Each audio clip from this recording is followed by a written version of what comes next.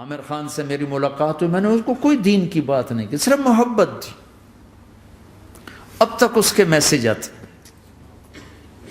کہ میں زندگی میں کسی سے متاثر نہیں ہوا، تم پہلے آدمی ہو جس سے میں متاثر ہوں. میں نے کوئی جادو کیا، صرف محبت.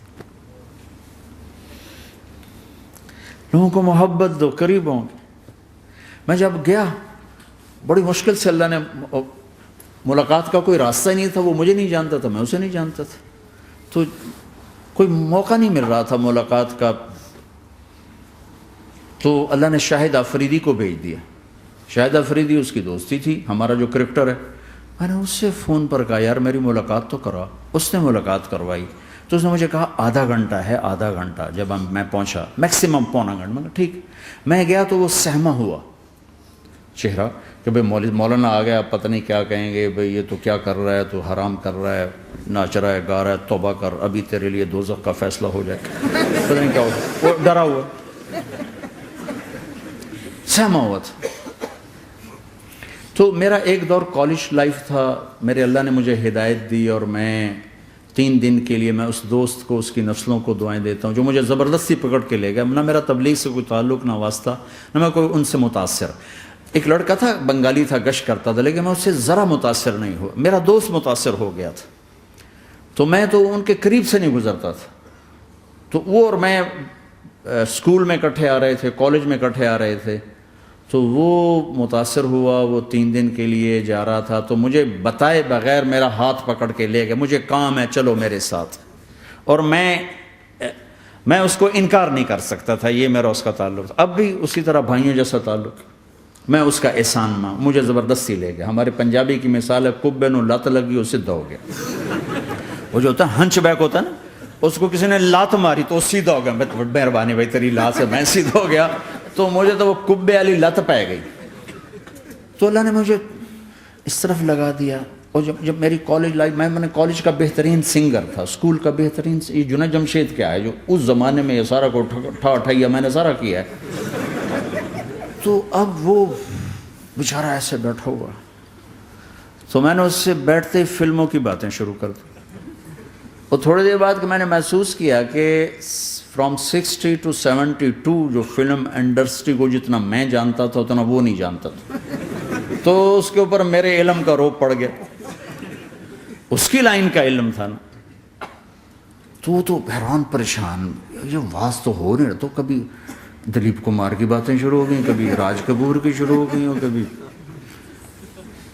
محبوب صاحب شروع ہو گئے، کبھی مدن موہن شروع ہو گئے. وہ آدھا گھنٹہ تو یوں ہی گزر گیا. تو آدھے گھنٹے کے بعد میں نے کہا جی ہمارا تو ٹائم اوور کا نہیں، اٹھیں چلے ادھر چل کے بیٹھتے. وہ کھانے کی ٹیبل پر تھے تو وہاں جا کے بیٹھ گئے. پھر وہیں باتیں شروع ہو گئیں. جب اس کا سارا خوف دور ہو گیا اور ریلیکس ہو گیا، اس میں پونے گھنٹے سے 50 منٹ گزر گئے تھے. تو پھر میں نے کہا عامر بھائی آپ حج پہ آئے ہیں، اگر آپ اجازت دیں تو آپ کو اپنے نبی کا حج سنو. کہنے لگے ہاں جی ضرور سنائی. پھر میں 1.25 گھنٹہ بولتا رہا اور وہ ایسے کر کے یہاں سے وہ یوں نہیں ہوا. 1.25 گھنٹہ ایسے بیٹھ کے یوں سنتا، ہلا نہیں اپنی جگہ سے. لوگ محبت کے بھوکے ہیں، تم فتوے دینا شروع کر دیتے. 2 گھنٹے کی ملاقات کے بعد جب ہم نکلے تو نیچے تک چھوڑنے آیا عامر خان. حج کے بعد میں نے کہا ایک ملاقات اور ہو جائے گا، ضرور ہوگی. پھر اس کا میسج آیا کہ میں مدینے چلا گیا ہوں، معذرت چاہتا ہوں. میں نے کہا میں مدینے آ جاؤں گا. میں مدینے پہلے ہو آیا تھا حج سے پہلے. تو اس نے کہا کہ آپ 14 تاریخ کو آ جائیں، 4 سے 6 کا ٹائم میں نے آپ کے لیے رکھا ہے. تو میں، جنید اور ایک اور ساتھی ہم دوبارہ وہاں چلے گئے. 4 بجے 4:15 ہم اس کے ساتھ ہماری سٹنگ شروع ہوئی. 4:15 سے 10:15 تک 6 گھنٹے مسلسل. اور اس کے ماتھے پہ ذرا نشان نہیں آیا کہ میں بور ہو رہا ہوں. اور اس کے بعد ہم اٹھے، اس کا جی نہیں چاہ رہا تھا کہ ہم اٹھ کے چلے جائیں. محبت. پھر ایک امتحان پڑ گیا. میں اجتماع میں تھا ریمنڈ کے پچھلے سال. اس کا میسج آ گیا میری فلم تلاش آ رہی، اس کی کامیابی کی دعا کرو. لے بھی اے چنگی بڑی. میں نے کہا اب کیا کروں؟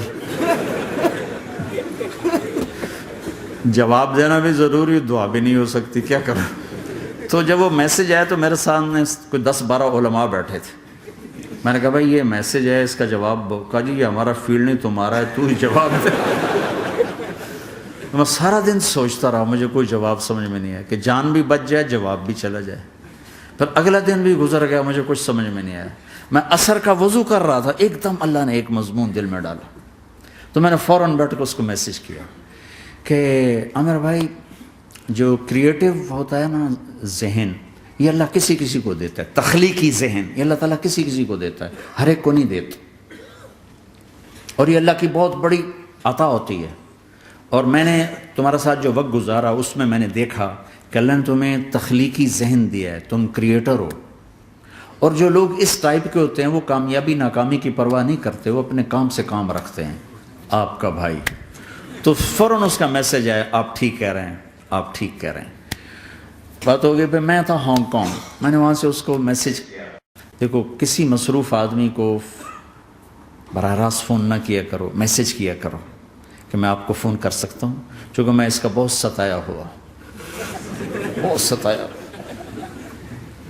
تو میں نے اسے میسج کیا کہ میں طارق جمیل ہانگ کانگ میں آپ کو فون کر سکتا ہوں، میں آپ کو فون کر سکتا ہوں. میں ہمیشہ اسے، اب بھی میرا فون پہ رابطہ ہے، میں پہلے اسے میسج دیتا ہوں میں آپ کو فون کر سکتا ہوں. اگر اس کا جواب نہ ہے پھر میں نہیں کرتا ہوں. کبھی وہ خود کر لیتا ہے، کبھی وہ میسج دے دیتا ہے کال کر لیں. تو تھوڑی دیر بعد اس کا فون آ گیا کیونکہ میں اس وقت دلی میں ہوں، کانفرنس میں تھا. تو میں نے آپ کا میسج دیکھا تھا، میں اٹھ کے باہر آ گیا ہوں، ابھی آپ سے بات کر کے پھر میں جاؤں گا. تو اسے باتیں کرتے کرتے کہنے لگا آپ کی دعا سے میری فلم کامیاب ہو گئی. میں کہا یا اللہ میں کوئی نہیں کیتی تینوں.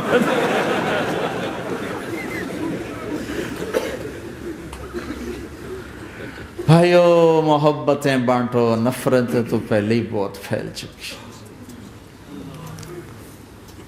نشہ پلا کے گرانا تو سب کو آتا ہے، مزہ تو تب ہے کہ گرتے کو تھام لے ساتھ.